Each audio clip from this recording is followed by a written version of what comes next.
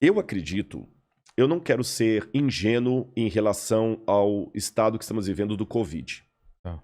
Mas o Covid revolucionou o mundo. Revolucionou o mundo. É. Você tá entendendo? A gente foi obrigado a se adaptar. Adaptaram um monte de coisa. E sempre após uma crise, alguma coisa acontece. Apesar de eu não ser, como falei, ingênuo, a ponto de acreditar naqueles mantras, agora o pessoal ficou mais solidário, o pessoal ficou mais otimista, mais legal, mais da hora. Não, pelo contrário. Agora que as crises Afloram, né? afloraram mais ainda. Agora tem um monte de marido matando mulher, mulher matando marido, professora desesperada pedindo a escola para levar os meninos de volta. Mas apesar disso... Casamento terminando, gente não aguentando mais conviver. Essas crises também produzem heróis. Ah, é? Eu vou contar uma coisinha para você. É interessante que na linguagem que as pessoas têm da antropologia, cada um tem uma visão em relação ao ser humano. Sim. Aqueles que seguem mais a ideia de Rousseau, que escreveu o Emílio, Rousseau era um camarada super otimista. O que o Rousseau falava em síntese? O ser humano, ele nasce bom.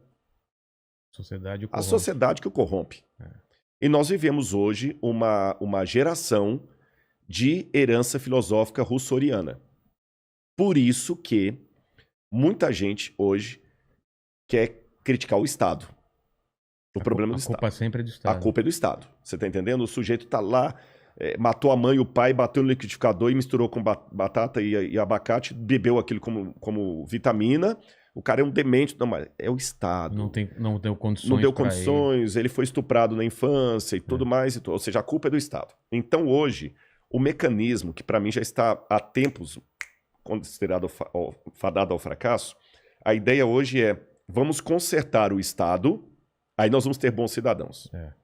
O que para mim é uma ideia ridícula. Sabe por quê? Hitler consertou o Estado alemão. Hitler pegou uma Alemanha... Se eu avaliar Hitler do ponto de vista administrativo, econômico, político, Hitler merecia um prêmio Nobel. Só que o camarada... Como quase ganhou. Quase ganhou. É. Só que o camarada era um demônio. Porra!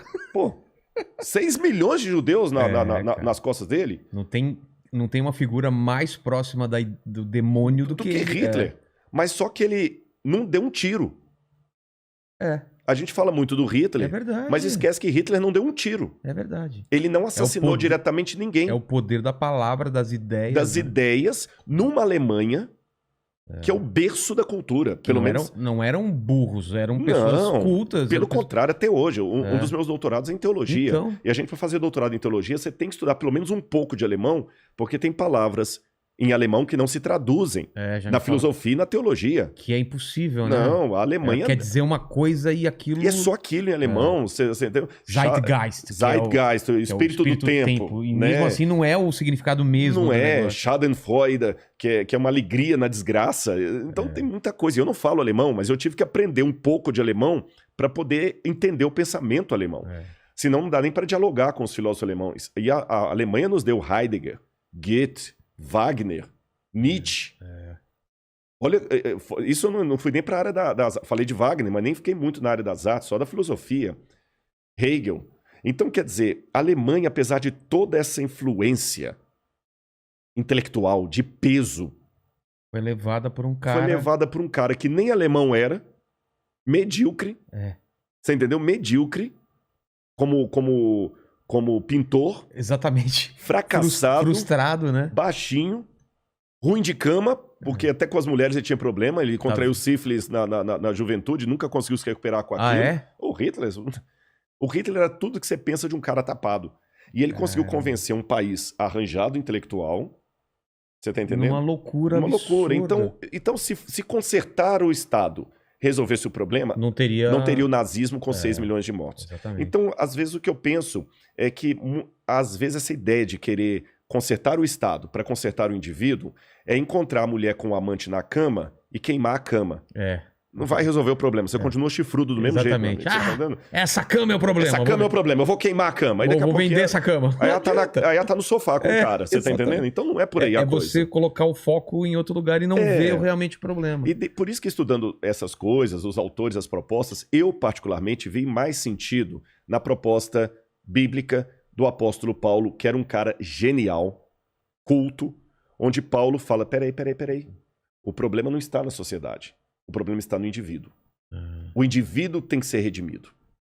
Se você não levar redenção para o indivíduo, você pode dar comida para ele, cultura, educação, tudo, ele vai virar um monstro. E Paulo tinha razões para falar isso, porque ele estava sentenciado à morte por um cara chamado Nero, que teve tudo na vida que Paulo não teve e muita gente não teve.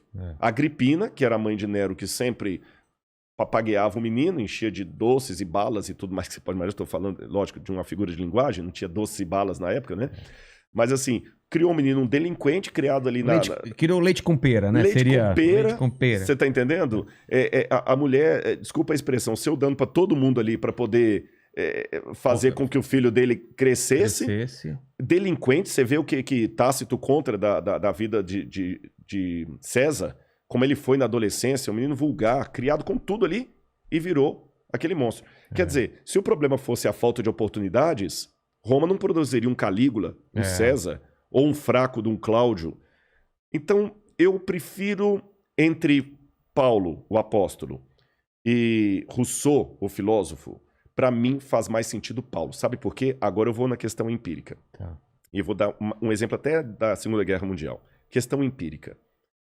Quando você chega com uma proposta de reformar o Estado para torná-lo melhor, mais igualitário, isto não diminui a população carcerária. Mas quando você joga uma Bíblia lá dentro, você tem um monte de ex-bandidos que agora você pode confiar a sua casa com o cofre aberto na mão dele que ele não faz mais nada. E eu nunca vi gente falando sobre isso como uma coisa real, porque é real isso. Exatamente. É real. É real. E por quê? É isso que tá aí. É a transformação do indivíduo. E é isso que eu desafio o pessoal, a transformação do indivíduo. As pessoas não querem se transformar. Isso aqui eu aprendi até nem foi só com a Bíblia, não. Foi com a cultura hindu.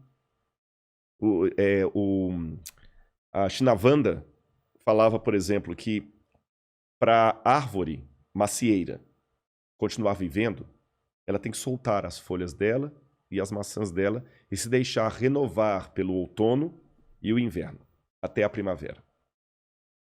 E ele fala, o ser humano é a única árvore que no outono não quer soltar as folhas. É a metáfora para que não soltar as folhas seria o quê? Não se despir Não se despir de preconceitos, de mudança de vida. O máximo que a gente quer é ser melhor cidadão, melhor pai, melhor filho, melhor aluno. Mas a Bíblia fala que eu não preciso ser melhor cidadão, eu preciso ser nova criatura. A proposta bíblica é mais radical, é rasgar o Rodrigo. Por isso que Jesus falou uma vez com Nicodemos, falta uma coisa para você, Nicodemos, você tem que nascer da água e do Espírito. Como nascer da água? Eu vou voltar para a barriga da minha mãe e nascer de novo? Jesus,